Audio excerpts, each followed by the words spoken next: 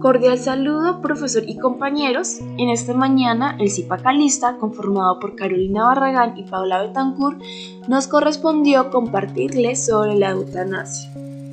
Eutanasia es una palabra compuesta por dos términos, eu, que significa bueno, y tanos, que significa muerte, por lo que eutanasia es buena muerte. Según el diccionario de la Real Academia Española, es intervención deliberada para poner fin a la vida de un paciente sin perspectiva de cura. Y la segunda aceptación define la eutanasia como muerte sin sufrimiento físico. La aplicación de la eutanasia es por medio de un medicamento administrado por un médico en la sangre para provocar la muerte de forma tranquila. Está la eutanasia directa, que es la que adelanta la hora de la muerte en caso de una enfermedad incurable, y esta se divide en dos. Activa, que consiste en provocar una muerte indolora a petición del afectado. En caso más frecuentemente mostrado es cáncer, pero puede ser también enfermedades incurables como el SIDA. Se recurre, como se comprende, a sustancias especiales mortíferas o sobredosis de morfina. Y también encontramos la pasiva, que se deja de tratar una complicación, por ejemplo una bronconeumonía, o de alimentar por vía parental u otra al enfermo, con lo cual se precipita al término de vida en una muerte por omisión. De acuerdo con Víctor Pérez Varela, la eutanasia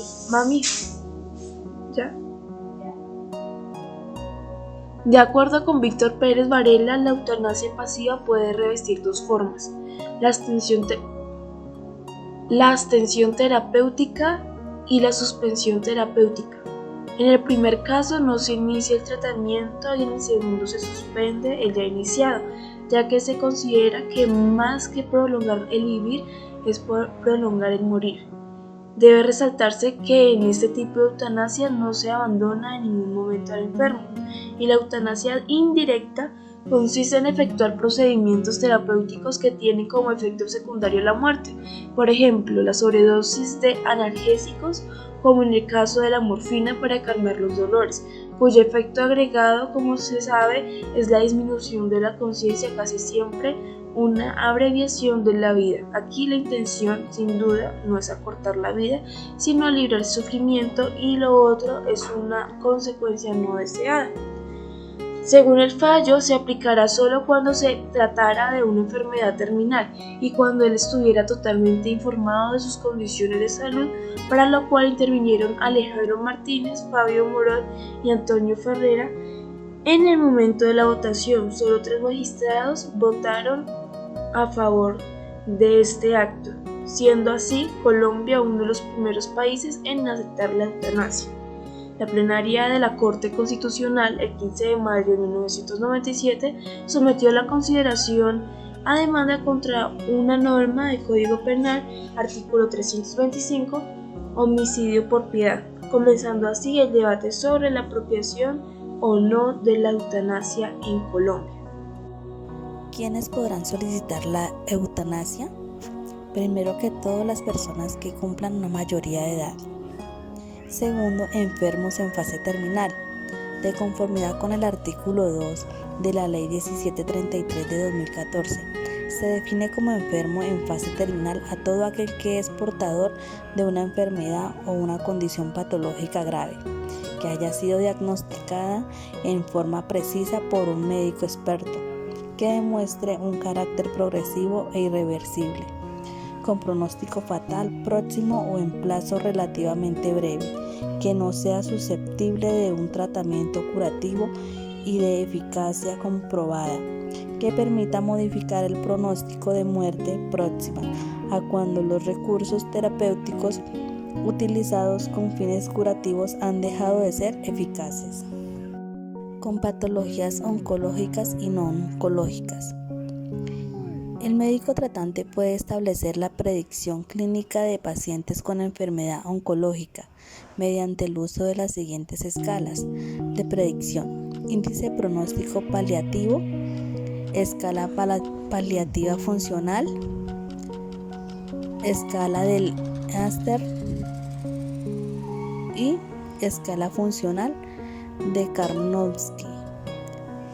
Y el médico tratante puede establecer la predicción clínica de los pacientes con enfermedades no oncológicas mediante el uso de la guía para pronóstico de enfermedades no oncológicas de la National Hospital and Palliative, el índice Barthel o una valoración multidimensional individualizada. Y en cuanto a su capacidad de decisión, en Colombia y con base en la Constitución Política de 1991, la Corte Constitucional, en cumplimiento de la sentencia C-239 de 1997, despenalizó la eutanasia y abrió la puerta para que las personas que sufren frente a una enfermedad incurable y en fase terminal puedan pedir poner fin a su vida. Plantea que con respecto a los enfermos terminales que experimentan intensos sufrimientos, el deber estatal de proteger la vida cede frente al consentimiento informado del paciente que desea morir en forma digna, y en este caso el derecho fundamental a vivir en forma digna implica entonces el derecho a morir dignamente, pues condenar a una persona a prolongar por cuando no lo desea y padece intensas aflicciones equivale no solo a un trato cruel e inhumano, sino una anulación de su dignidad y de su autonomía como sujeto moral. En cuanto a los requisitos para morir dignamente, encontramos el primero, que es la condición médica. Se determinará la naturaleza de la enfermedad del solicitante en sí, estado terminal, de acuerdo con la condición médica del solicitante. Se establecerá en qué momento se esperaría la muerte. Si la decisión de eutanasia no se llevara a cabo, deberá informarse y registrarse en la historia clínica si el paciente fue informado de esto y si se considera que haya comprendido su situación actual. Segundo, evaluación del sufrimiento.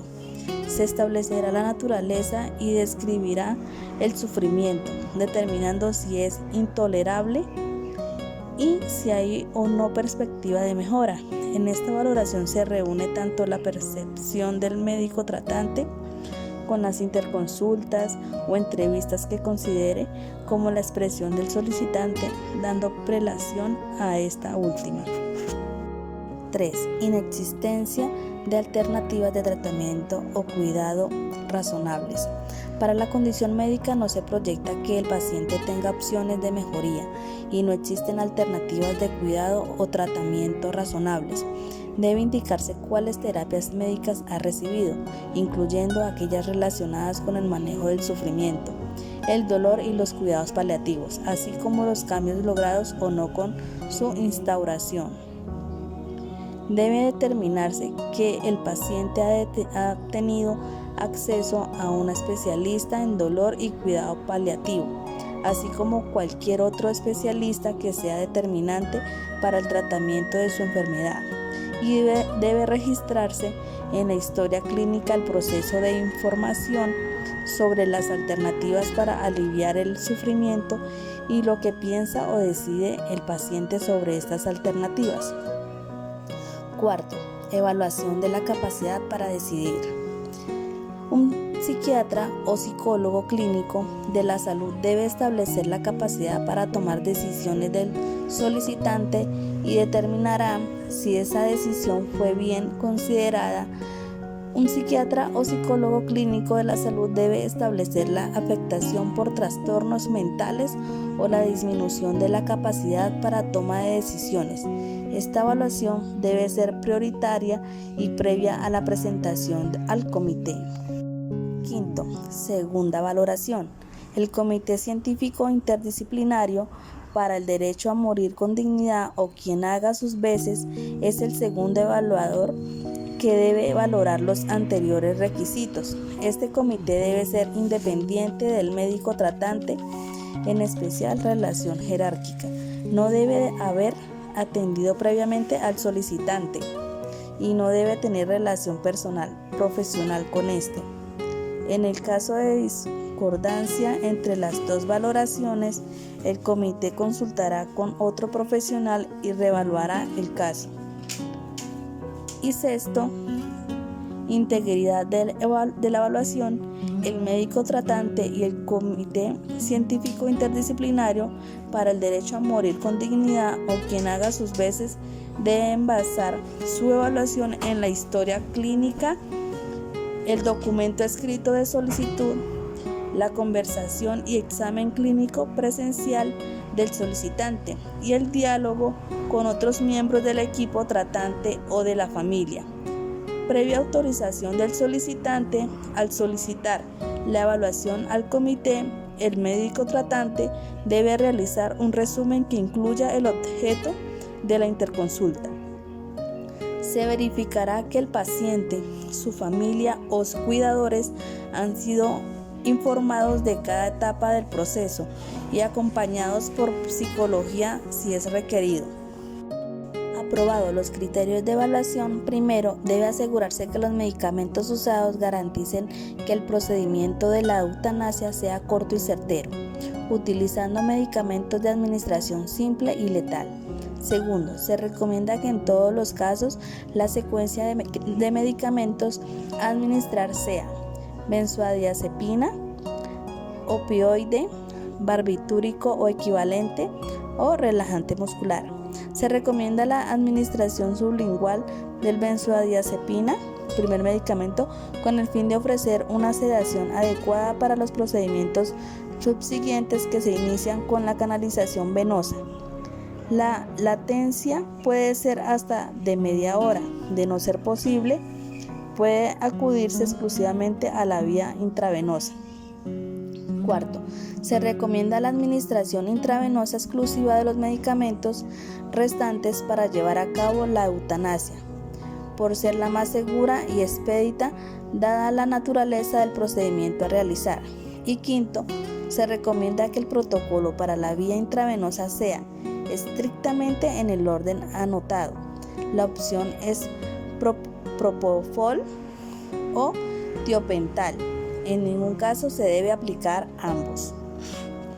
Y como recomendación sobre dónde y quién debe realizar el procedimiento, se recomienda que el procedimiento sea realizado en instituciones habilitadas de cuidados crónicos, respetando siempre la elección del paciente si el procedimiento quiere que se realice en un ámbito hospitalario o ambulatorio. Se recomienda que el proceso sea realizado por un equipo multidisciplinario que incluya un médico especialista. Medicamentos utilizados para la aplicación de la eutanasia en enfermos terminales que han aprobado los criterios de evaluación. En el supuesto de que la eutanasia se realice mediante la toma por parte del paciente de un medicamento vía oral, el médico responsable, así como el resto de profesionales sanitarios, tras prescribir y entregar la sustancia que el propio paciente se autoadministrará, mantendrá la debida tarea de observación y apoyo a este hasta el momento de su fallecimiento. En el caso de una situación de incapacidad, de hecho, sería recomendable utilizar la vía intravenosa siempre que el paciente no haya manifestado la elección de modalidad en el documento de instrucciones previas o equivalente, para eliminar el riesgo de errores de medicación que podría dar lugar a infradosis. Las recomendaciones recogidas en este documento se basan en dosis fijas, salvo premedicación, siendo el objetivo principal garantizar el fallecimiento del paciente en el menor tiempo posible, evitando sufrimiento innecesario. Don Ovidio González se convierte en la primera persona sometida a eutanasia en Colombia. Esto sucedió el 3 de julio del 2015. Tras una semana de espera, Ovidio González, de 79 años, se convirtió en el primer ciudadano en Colombia en el que se le practica la eutanasia. La muerte asistida de González, quien padecía un cáncer de boca que le había desfigurado el rostro y le causaba un dolor creciente, se realizó la mañana del viernes en una clínica oncológica de Pereira, en el centro del país, al día siguiente de que la Junta de Médicos aprobara el procedimiento. Ministerio de Salud insta a practicar procedimiento de muerte anticipada con alto sentido humanitario, indicó la víspera. Al Ministerio de Salud de Colombia inició un comunicado pidiendo levantar los obstáculos a la eutanasia. González. La Clínica de Oncólogos de Occidente, la misma entidad que ordenó la cancelación de la eutanasia, finalmente autorizó el procedimiento. González era el padre del caricaturista Julio César González, mejor conocido por la firma que plasma en sus trabajos como Matador. El procedimiento para la muerte de González había sido cancelado el pasado 26 de junio, momentos antes de que fuera implementado. El oncólogo Juan Pablo Cardona suspendió el tratamiento alegando que el caso no cumplía con las guías del Ministerio de Salud. Estas guías especifican que el paciente debe ser totalmente dependiente de cuidados y estar acercándose a la muerte en un futuro cercano. Cardona consideró que, aunque el cáncer de Ovidio González no es curable, él es un paciente muy funcional y que la enfermedad no supone su muerte inmediata. Sin embargo, Cardona le explicó a BBC Mundo que la suspensión fue hecha por un comité del que él formó parte. El acta de la reunión donde se decidió la suspensión está firmada por otras 3 personas. González ha sufrido durante 5 años de esta rara forma de cáncer que le carcome la cara y le causa un dolor constante e insoportable. El paciente repetidamente ha buscado el amparo del derecho a morir con dignidad y en una entrevista con un radio local reiteró su deseo de que se practicara el procedimiento de muerte anticipada. Tras la discrepancia de opiniones profesionales, el Ministerio de Salud emitió su recomendación para la aplicación de un proceso detallado que debe cumplirse para quienes tienen la obligación de participar en el mismo. Con esto, la Clínica de Oncólogos de Occidente reconsideró su decisión y dio luz verde a la eutanasia. El hijo de Ovidio, el caricaturista Julio César González, conocido como Matador, dijo en entrevista con el diario El Tiempo que toman la decisión del comité con alivio. Este proceso no ha sido fácil para nadie, pero estamos seguros de que este desenlace va a impactar a muchos colombianos que están pasando por la misma situación, señaló. Como se ha dicho antes, la decisión es personal, donde dicho acto se ve reflejado en una declaración o constancia para dar cumplimiento a la petición. De forma de recordatorio, las leyes que respaldan la eutanasia son la Sentencia 239 del 97 dirigida al homicidio por piedad y la Resolución número 071 del 2021, por medio del cual se establece el procedimiento de recepción, trámite y reporte de las solicitudes de eutanasia, así como las directrices para organizar el funcionamiento del comité para hacer efectivo el derecho a morir dignamente. Les compartiremos esta infografía como resumen de la exposición.